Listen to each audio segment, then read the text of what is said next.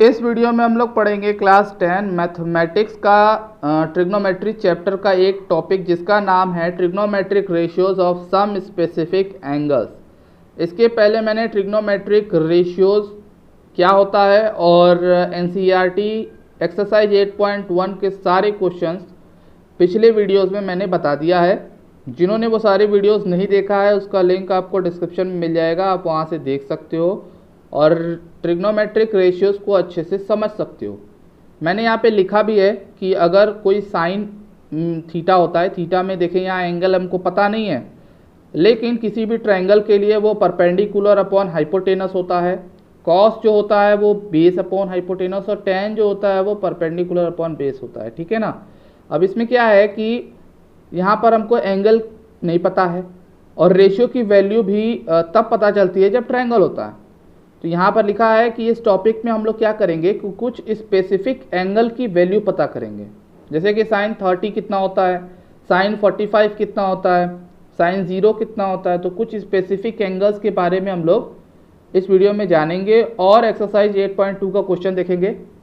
जैसा कि आप लोग यहाँ एक टेबल देख पा रहे हैं, यहाँ पर sin cos tan cosec sec और कॉट लिखा गया है। ये ट्रिग्नोमेट्रिक के 6 टर्म होते हैं और हम कुछ इसके स्पेसिफिक एंगल का वैल्यू जानेंगे। जैसा कि आपको पता है कि हर एक जो साइन कॉस या टैन होता है उसका एक रेशियो होता है, ट्रिग्नोमेट्रिक रेशियोज जिसे कहते हैं, और हर एक एंगल पे हम बता नहीं सकते, इसीलिए कुछ स्पेसिफिक एंगल का वैल्यू हम लोग लर्न करेंगे और इसको लर्न करना ज़रूरी है क्योंकि ये बहुत इंपॉर्टेंट चीज़ है। यहाँ पर देखिए जैसे साइन 0 की वैल्यू 0 होती है, साइन 30 की वैल्यू 1/2 होती है, साइन 45 1/√2, साइन 60 √3/2 और साइन 90 1 होता है ना। अब हम 62 का वैल्यू नहीं बता सकते, 47 का वैल्यू नहीं बता सकते, है ना। यानी हम कुछ स्पेसिफिक एंगल्स का बता रहे हैं। 0 से लेके 90 के बीच में सिर्फ 5 एंगल्स की वैल्यू हम याद करेंगे। लर्न करने का तरीका क्या है, साइन की जो वैल्यू होती है वो 0 से 90 डिग्री में धीरे धीरे बढ़ती जाती है, क्योंकि आप देखो यहाँ पर साइन 0 डिग्री पर इसकी वैल्यू 0 है। फिर उसके बाद धीरे धीरे बढ़ते बढ़ते बढ़ते साइन 90 पर वो कितना हो जाता है 1। आप इन सब की वैल्यू को देखोगे तो 0 से बड़ा ये है, इससे बड़ा ये है और उससे बड़ा ये, और लास्ट में सबसे बड़ा कौन है 1। यानी साइन की जो वैल्यू होती है वो 0 से 1 तक धीरे धीरे बढ़ती जाती है। कॉस का अगर बात करें तो आप इसको रिवर्स कर दो। कॉस में क्या होता है, वैल्यू 1 से लेकर 0 तक धीरे धीरे घटती जाती है। एक तरह से देखोगे तो साइन की जो वैल्यू 0 से 1 तक बढ़ रही है उसको आप डिसेंडिंग ऑर्डर में लिख दो, यानी वापस उल्टा लिख दो, तो कॉस की सारी वैल्यूज़ आपको मिल जाएंगी। जैसे कि आप देखो कॉस 0 की वैल्यू 1 होती है और कॉस 90 की वैल्यू 0 होती है। तो ये क्या हो रहा है, 1 से लेकर 0 तक धीरे धीरे घट रहा है। तो यानी साइन और कॉस को आप एक साथ याद कर सकते हो, बहुत सिंपल है।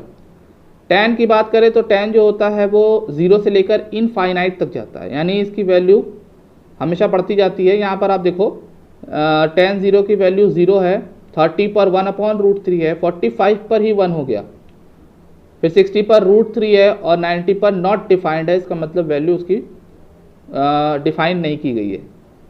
आपको सिर्फ क्या करना है, साइन कॉस और टैन को लर्न करना है, इसकी सारी वैल्यूज़ को।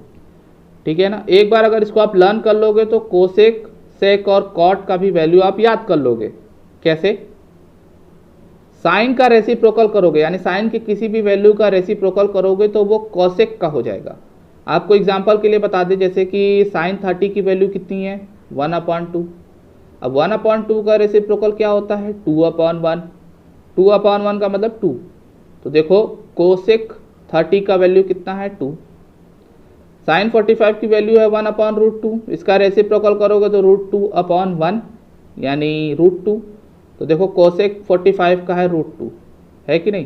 तो ये है जो आपको लर्न करना है। आपको साइन कॉस और टैन याद करोगे, फिर उसकी हर एक वैल्यू का रेसिप्रोकल करोगे।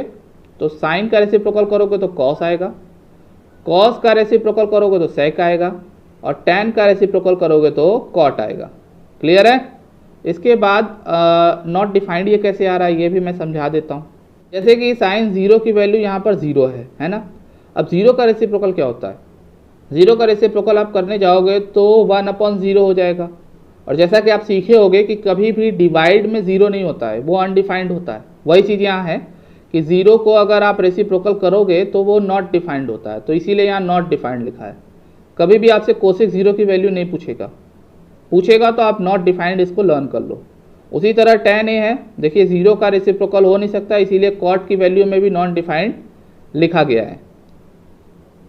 तो इस चीज़ को आपको लर्न करना है, ठीक है ना। एक बार आप इसको लर्न कर लोगे, इस चार्ट को समझ लोगे, तो आप किसी भी एंगल की वैल्यू बता सकते हो। 0 से 90 में 0, 30, 45, 60 और 90। तो चलिए 8.2 के कुछ क्वेश्चंस देखते हैं जिससे कि इसको समझ के करने में आसानी होगी। क्वेश्चन नंबर 1 में लिखा है इवेल्युएट द फॉलोइंग, यानी आपको यहाँ 5 क्वेश्चंस दिए गए हैं और उसको सॉल्व करना है। सिंपल कैसे सॉल्व करना है, वो चार्ट से अगर आप सारी वैल्यूज़ याद कर लोगे तो यहाँ वैल्यू रख के सिर्फ आपको क्या करना है, सॉल्व करना है, जिससे कि आपको लर्न भी हो जाएगा। अब जैसे कि पहला क्वेश्चन मैंने यहाँ पे लिखा हुआ है sin 60 cos 30 sin 30 और cos 60, ठीक है ना। अब इसमें वैल्यू पुट करेंगे, आप चार्ट से देखोगे तो जो sin 60 की वैल्यू है वो है आपका √3/2, cos 30 का वैल्यू देखोगे तो वो भी है आपका √3/2, sin 30 का वैल्यू देखोगे तो ये है आपका 1/2, cos 60 का वैल्यू है 1/2। आप चार्ट से देख पा रहे हो। अगर चार्ट आपको मान लीजिए नहीं याद है तो आप उसको लर्न करिए, क्योंकि ये ज़रूरी है। अगर आप लर्न करोगे तो ही वैल्यू आप बिना देखे लिख पाओगे। अब हम इसको मल्टीप्लाई करेंगे तो √3 में √3 का मल्टीप्लाई होकर 3 आ जाएगा, 2 2 जा 4, और यहाँ पर आ जाएगा 1/4। इसको आगे हम सॉल्व करेंगे तो एलसीएम आएगा 4, ऊपर आ जाएगा 3 + 1, इसको सॉल्व करेंगे तो 4/4, यानी आ गया फाइनल आंसर 1। यानी हमने इस क्वेश्चन को सॉल्व किया नॉर्मली वैल्यू रखकर, तो आंसर आ गया आपका 1। इसी तरह हम लोग सेकेंड, थर्ड, फोर्थ सारा करेंगे। सेकेंड क्वेश्चन यहाँ पर लिखा है 2 tan square 45 degree plus cos square 30 degree minus sin square 60 degree. अब यहाँ वैल्यू पुट करेंगे तो आप देखोगे तो 2 × tan स्क्वायर 45 है, तो यानी 2 × tan 45 की वैल्यू आप देखो चार्ट में कितना लिखा है 1, तो यानी 1 का स्क्वायर, प्लस cos 30 बोला गया है तो cos 30 होता है √3/2 का होल स्क्वायर, क्योंकि स्क्वायर लगा तो इस तरह से आप लिखोगे। sin 60 की वैल्यू है √3/2 का होल स्क्वायर। अब यहाँ पे वैल्यू पुट करेंगे तो ये आ जाएगा 2 × 1 प्लस √3/2 का होल स्क्वायर करेंगे तो ये आ जाएगा 3/4, और यहाँ पर भी आ जाएगा 3/4। अब आप इसको देखोगे तो +3/4 -3/4 ये कैंसिल हो जाएगा और 2 1 जा 2 आ जाएगा, और ये आपका फाइनल आंसर है।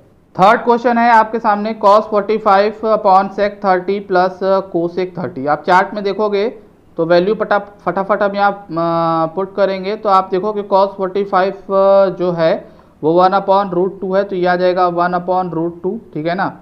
नीचे अगर आप देखोगे तो sec 30 का वैल्यू चार्ट में क्या लिखा हुआ है, sec 30 का वैल्यू लिखा हुआ है 2/√3, तो इसको आप लिख लोगे 2/√3 प्लस cosec 30 की वैल्यू है आपका 2, ठीक है। चार्ट से हमने ये वैल्यू पुट कर लिया है। अब फटाफट हम जो है इसको सॉल्व करेंगे। कैसे, आपको फ्रैक्शन को ऐड करने आता होगा। यहाँ पर देखिए 2/√3 है प्लस 2 है, तो 2 के अपॉन कुछ नहीं है तो हम क्या लगा लेंगे 1, और √3 और 1 का जब एलसीएम हम फाइंड आउट करेंगे तो √3 आ जाएगा।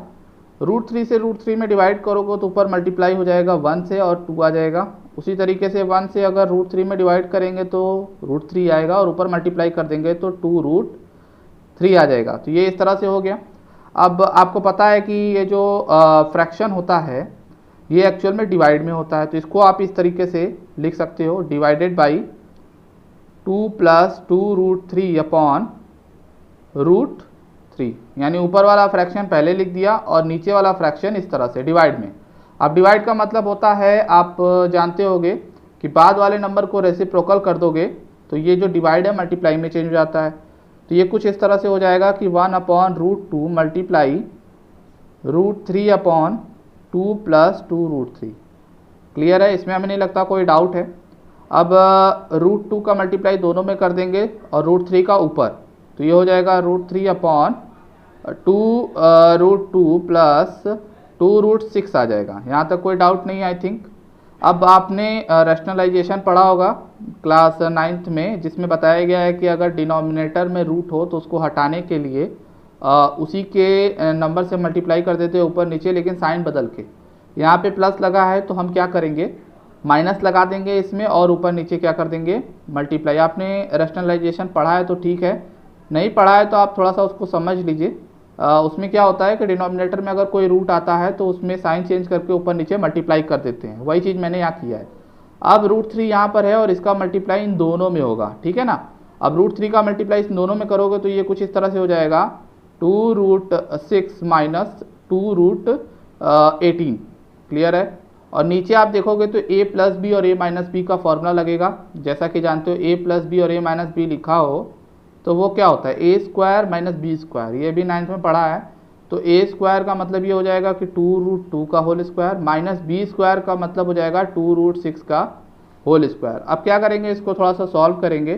2√6 को सॉल्व कर नहीं पाएंगे लेकिन इसको सॉल्व कर सकते हैं। 18 जो है आपका 2 × 9 होता है, इसको हम लिख सकते हैं, बाहर तो 2 रहेगा ही रहेगा। 18 को हम क्या लिख सकते हैं, 2 × 9 अपॉन में आप देखोगे तो इसका स्क्वायर करेंगे तो 2 का स्क्वायर 4 होता है, √2 का स्क्वायर 2 यानी 4 2 जा 8 आ जाएगा। इसी तरीके से यहाँ सॉल्व करेंगे तो ये आ जाएगा आपका 2 का स्क्वायर 4 और √6 का 6 यानी 4 6 जा 24। आई थिंक इसमें कोई दिक्कत नहीं है। अब देखोगे आप तो ये जो 9 है ये 3 का स्क्वायर होता है तो ये बाहर आ जाएगा, बाहर आ जाएगा तो इससे मल्टीप्लाई हो जाएगा। तो ये कुछ इस तरह से हो जाएगा 2√6 माइनस 3 2 जा 6√2। क्लियर है।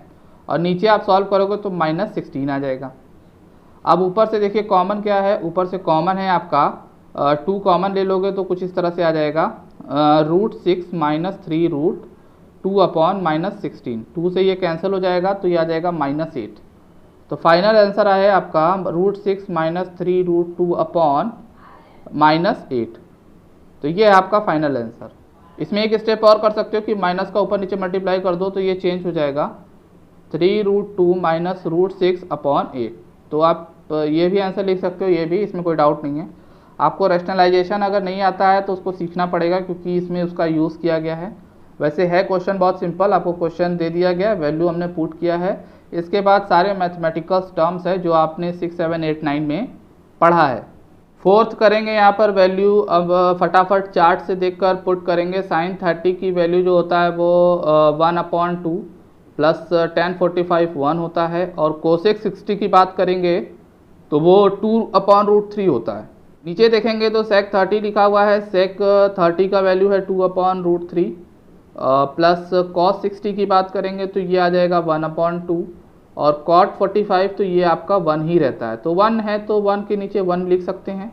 उसी तरीके से यहाँ पर भी 1 है तो 1 लिखा जा सकता है। अब यहाँ पर आपको क्या करना है कि एलसीएम लेके थोड़ा सा सॉल्व करना है। अब एलसीएम कैसे लेते हैं, 2 1 और √3 का अगर आप एलसीएम लोगे तो 2√3 आएगा, ठीक है ना।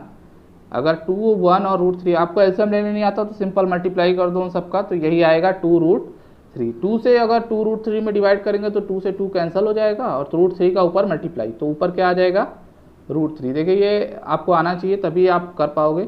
1 से इसमें डिवाइड करोगे तो यही आएगा और इससे ऊपर मल्टीप्लाई होकर 2√3 आ जाएगा। √3 से √3 कैंसिल, 2 से मल्टीप्लाई यानी -4। तो ओवरऑल आपका ये आ गया। इसी तरीके से हम इसको भी सॉल्व करेंगे तो यहाँ पे भी नीचे जो है आपका 2√3 ही आएगा। √3 से √3 कैंसिल हो जाएगा, 2 से ऊपर मल्टीप्लाई 4 आ जाएगा, प्लस 2 से इसमें डिवाइड किए तो 2 से कैंसिल √3 आ जाएगा और 1 से डिवाइड किए तो आपका 2√3 आ जाएगा। तो ये आ गया, आई थिंक क्लियर हो गया होगा। इसके आगे अगर हम देखें तो ऊपर भी एक फ्रैक्शन है नीचे भी एक फ्रैक्शन है और दोनों का डिनोमिनेटर सेम है तो ये डिनोमिनेटर कैंसिल हो जाएगा।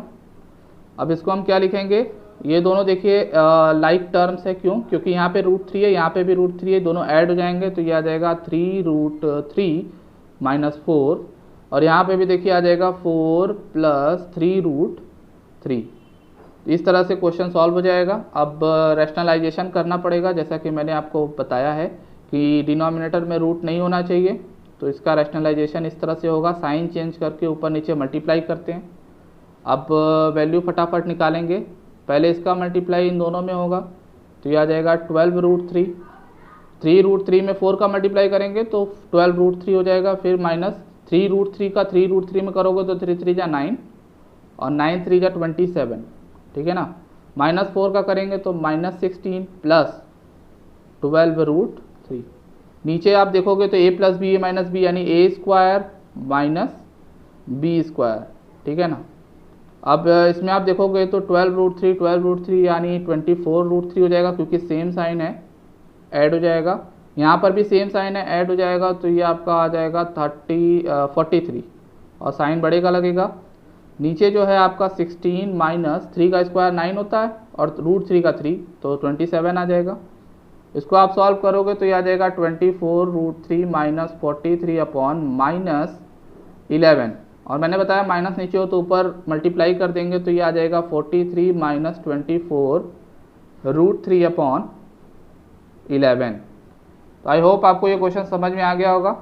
ऐसे क्वेश्चन को करने के लिए आपको रैशनलाइजेशन आना ज़रूरी है, क्योंकि ये क्लास 9 में इसीलिए पढ़ाया गया है कि आप रैशनलाइज करना सीख लो। बाकी चीज़ें तो आप 7 में सीखी हो, एलसीएम लेना, और डिनोमिनेटर सेम है इसीलिए ये कैंसिल हो गया है। इसको 2-3 बार प्रैक्टिस करो, और रैशनलाइजेशन अगर नहीं आता है तो आप क्लास 9 के इस टॉपिक को फिर से रिवाइज कर लीजिए, जिससे कि आपको ये क्वेश्चन करने में आसानी हो। तो इस वीडियो में इतना ही। इसके आगे का क्वेश्चंस हम लोग नेक्स्ट वीडियो में देखेंगे। अगर इस वीडियो में बताई गई चीज़ें आपको समझ में आ गया हो तो वीडियो को लाइक कर दीजिए और चैनल को सब्सक्राइब कर लीजिए। हम लोग मिलेंगे नेक्स्ट वीडियो में।